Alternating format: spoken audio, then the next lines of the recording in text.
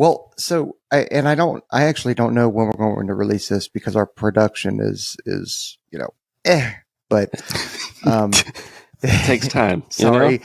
it's Monday and I'm having a great day already, like a legitimate great day. So I just like to have fun. Anyway, We have fun here. Yeah, we have fun. Yeah, mandatory fun. Anyway, what we're going to talk about, or what I'd like to kind of hit on, are kind of two different things because I've seen them frequently in the Discords and the our DMs. Is mentorship or mentors, and then you're finding your why. Like everybody's stuck on that kind of stuff. So, I think one of the things that we should probably talk about is maybe our whys, or what we have or maybe lack of, or how we kind of came up with it. And then we can talk about some of the mentors or people that have shaped us in a life as more of a thank you, and also ways to kind of pick those out. So, like I said, I think we will probably drop Dr. Brittany Looney, her episode first before this, but she actually walks through and Trent, I know you weren't there, but at the end of it, she kind of walks us through a 5 whys.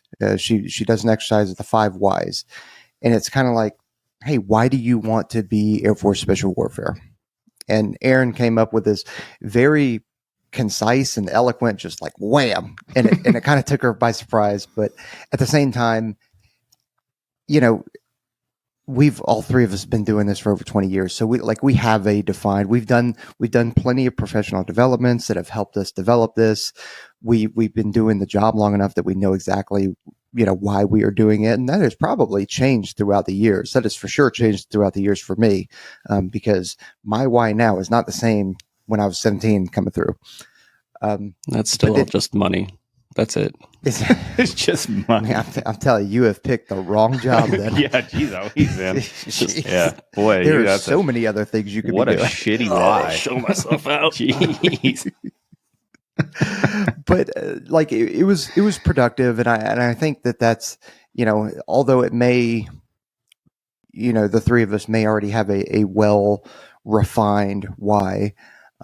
I think some people out there, obviously because of the Discord and some of the DMs, is people are struggling with that. And they were like, hey, what is your why going through ANS? What is your why going through SWIC and throughout the pipeline? Because it's a big commitment. You say, I'm going to spend the next 2.5 years, and then potentially 3.5 years if you count the development beforehand, of committing to this job, committing to getting ready and passing. Before we kind of go into it, you guys got anything on that specifically, kind of what I'm rambling about? All right, cool. Aaron, go. You're the eloquent one. I was waiting on Trent. Yeah. You're concise and eloquent. Yeah. I don't know if I would define myself as concise and eloquent. No, getting to your why is going to be a tough one. And you're totally right. It's going to change. It was different for me when I came in. It had evolved by the time that I cross-trained. It evolved throughout my career. And I'd have a completely different answer now, and I don't even know if I would agree with younger me with what my why is today. My younger self would question, well, how did you get there? I don't even understand that. So I think it's going to change. The basics, and what we talked about with, Dr. Loney was, you really have to peel it back. You have to almost ask yourself why, have a debate for yourself, say, okay, well, why am I doing this? And that first answer, that's just the first layer. That's your first answer. You have to really dig in to what that means, because what you're trying to get to, and we've talked about it before, is what is an enduring principle? What is an enduring set of values? What is an enduring thing? Like, your why has to be bulletproof, because you were going to rely on that. You're going to reach for it. So if you haven't done the work to get to that center nugget of exactly what it is, like, as you question yourself in those times at ANS, and it's not just, you getting just absolutely smoked to death and you're just tired and you're at your physical limit. It's like in between schools going to SWIC and getting screwed with every day. You have a weird Tuesday down at Joint Base San Antonio and you get dropped 20 times because some knucklehead can't figure out to tuck his shirt in, or, you're after dive school, you get back to San Antonio and you're like, oh, thank goodness, no more of that. And then you get hit with a water con session on the weekend because some idiot had a dip in his mouth and saw some cadre member somewhere. Like, that stuff happens for like 2 years. So your why, it can't just be, your why has to be strong enough, not only in those moments of, okay, you did 4 million push-ups and you're carrying a log and you haven't slept in 2 days. Okay, yeah, that's the easy button. But is your why strong enough to keep you from losing focus and doing dumb stuff and getting disciplinary actions or going out and drinking too much on the weekend or letting your physical fitness slip or not studying like you should? It's a lifelong thing. And that's just the pipeline. Like, we're not talking about, throughout your life in the career, once you graduate and get on team and all these other things. Like, your why has to be bulletproof. So unless you do the work, unless you really sit down and try to figure it out, it's going to falter, and it's going to falter at the wrong time. And that's where you see people quit, you leave the career field, do all this other stuff. So Dr. Loney's episode was amazing. I don't think I was that eloquent, but we'll see what it is. No, you did, because I listened to it as in, because I wanted to figure out what she called it, because right, everybody calls it different things. Yep. And she was calling it, your 5 whys, and she went right into it, and you just really interesting episode. By the way. Dr. Loney's crazy. So, like, kudos to you. You've gotten that feedback before from Ivan Reese. He has even given you that kind of that feedback before. You're pretty eloquent. Aaron's really good at accepting compliments as well. Yeah, it doesn't make me feel weird publicly. Yeah. So stop it. You're doing this on purpose. Can we just go on? But I think, I don't know if like the foundation of your why changes. Like we all want to provide value. Like when I look at my younger self and I'm like, oh, I had a chip on my shoulder. Like, why did I have a chip on my shoulder? It's because I wasn't fulfilling my potential. I wasn't providing the value to society that I felt like I could. I felt like I was letting people down because I wasn't doing what I should be doing.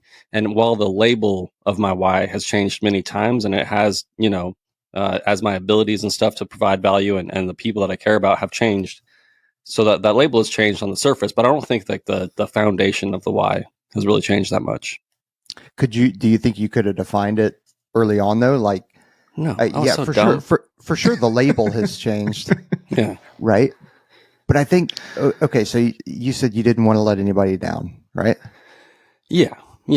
Well, and it's a weird thing too. Like, it's like, I don't know why I'm doing this necessarily until, I get into the Air Force and I put my name tag on that has my last name on it. And I know I want to make my parents proud. I don't want to keep letting them down. I don't want, to like have my last name associated with nothing but dumpster fires. And I'm an angry little dude, and I want to do something with my life and prove all the people that in my mind were doubting me wrong, which they probably didn't think about me at all.